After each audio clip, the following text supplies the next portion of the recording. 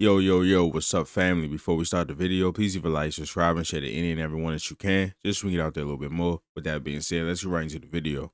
Alright, how y'all doing? I hope y'all doing good. If you're new here, welcome. If you're not, make sure you take your shoes off before you come out saying, man, oh man, was this a fun win? Our 19-year-old rookie, well, I'm gonna try to put the twang on it. Hugo Gonzalez. No, but nah, man. 10 points, 10 rebounds, first career triple-double.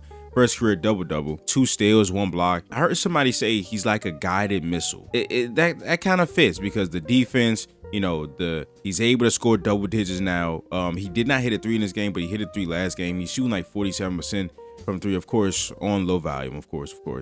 But he's showing the handle, he's showing the finishing. But I think this is really telling, right? So the Celtics blew this game open when their 4 bench guys came in, right?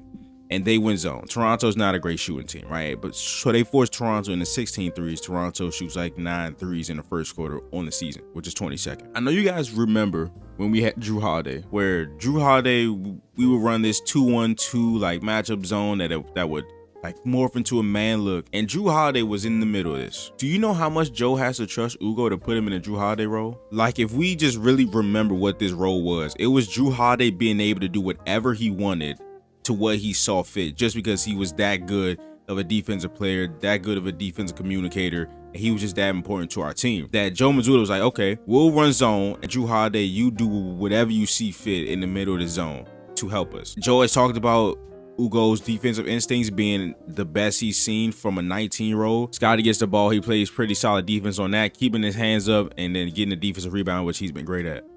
Hey, real stuff. Shout out Luka Garza, man. Shout out Luka Garza. Not 12 points, 10 rebounds, 9 offensive rebounds, and 6 fouls drawn from him just being a menace in the paint. The Celtics ran these zoom actions a lot in this game, and he was able to roll and get right under the rim, and the Celtics shot the ball, and like he got us 9 offensive rebounds, and he drew 6 fouls. So that's like at least 15 extra opportunities at shots because Luka Garza was out there after not playing for like the last 4 games. Also, shout out Peyton Pritchard, who was amazing in this game, pro MP. I talked about Hugo's cutting before he came into the league, but this is all Garza and all Derek White here. He does make a good cut, but this play's made by Garza setting the screen. He waits, but Gonzalez does wait until the ball is inbound. You see Derek White already looking over there. He makes the cut, and then he hits him for the layup.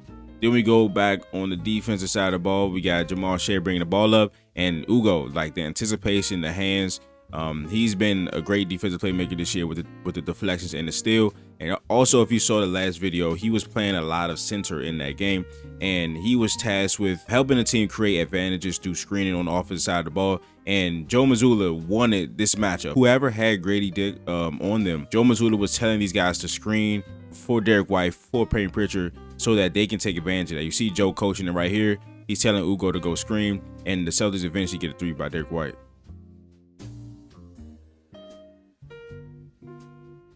All right, so we've seen so many times already this season where Hugo just recognizes things off ball, and he's able to play those really well and blow up action. So here, Scotty Barnes and Raptors try to set up this wide action here. He tries to set this screen, but you see how Hugo just stays attached to Emmanuel quickly, right? And he doesn't allow him to get off that. And then, like, he defends a cut well. Scotty Barnes drives. They end up getting the ball back to Emmanuel quickly, but then he stops that drive and forces a pickup.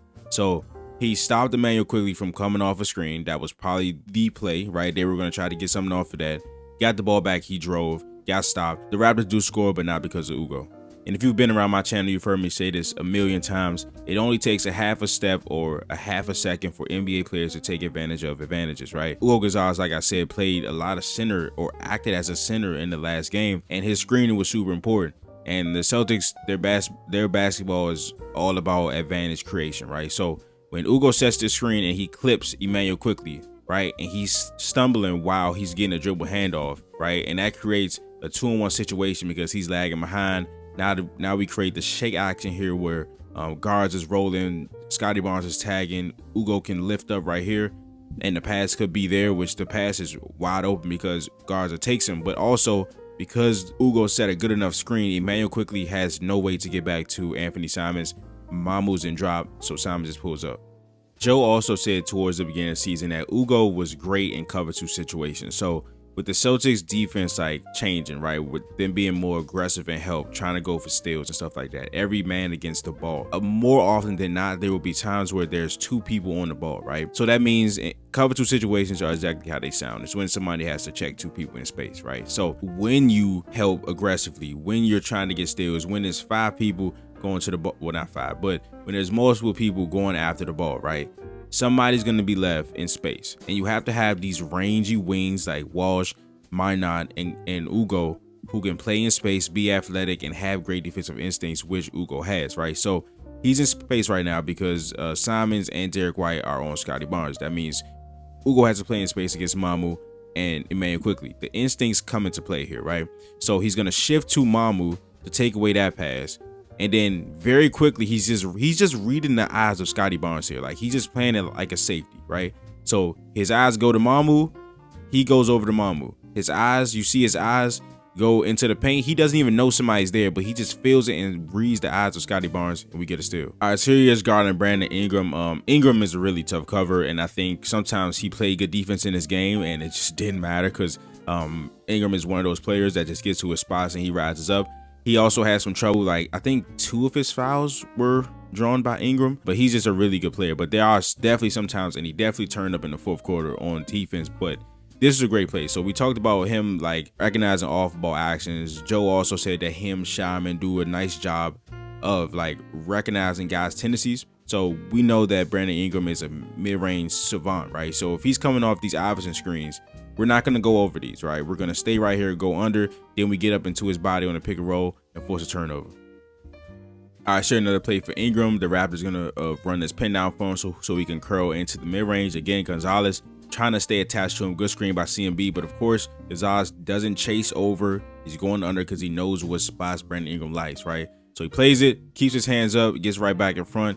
Nice job, nice help by Cater too. Then CMB drives, he picks up, and this is a tough foul call now. But when you look at the replay, you see that Gonzalez is there, but he's not square, right? He's like to the side. CMB creates the contact, and they call a foul with 5 seconds left on the shot clock, right? These are just the little things. Like, he's so good defensively, and there's so much that he still can improve on.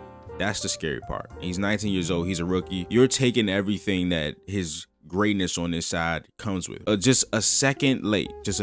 Not even a second. A half a second late. So he is sideways as he's changing directions or trying to get there sideways, and CMB drives. Those rotations will become seamless, and then it's really going to get scary. He shows some really good stuff as a finisher in this game here, taking the pass from paint picture, driving right, and finishing with the left hand.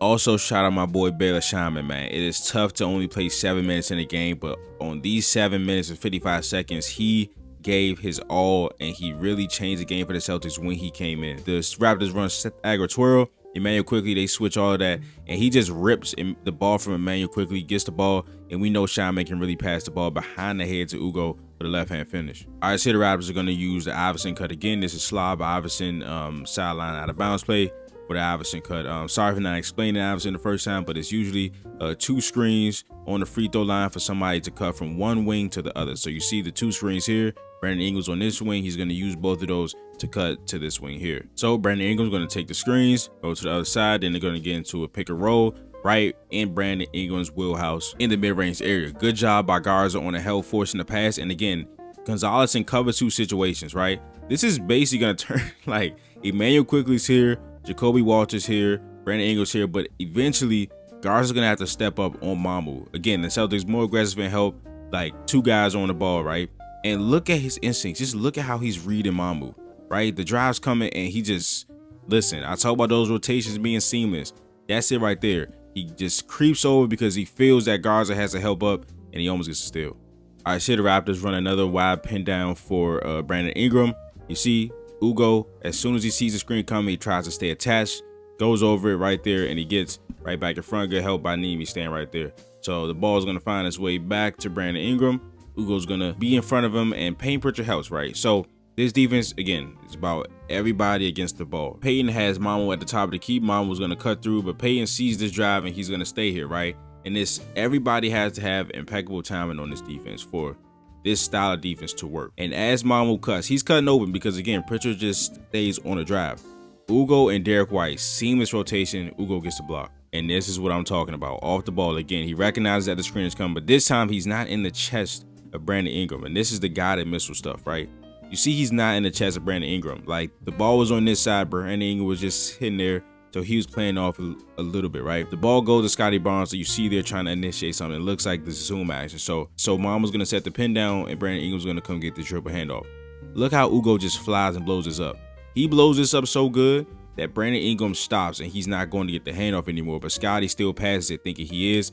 That has to be a take foul or a clear path. It wasn't, but great play by Hugo. In the last video versus Miami, of course, he was playing a lot of center, checking Khalil Ware, checking Bam Adebayo, and he did a phenomenal job on those post-entry passes, knocking those away and getting steals right there. Does the same thing against Brandon Ingram.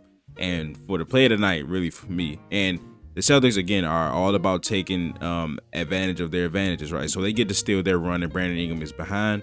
We have a 3-on-2 right here. Sam Hauser is going to cut, right, to open everything up. Now, he takes Mama with him into the paint. Jamal Shead is in a cover 2 situation. He takes a step towards Hugo, but then goes back to Pritchard, which leaves the lane wide open. Look at everybody's reaction.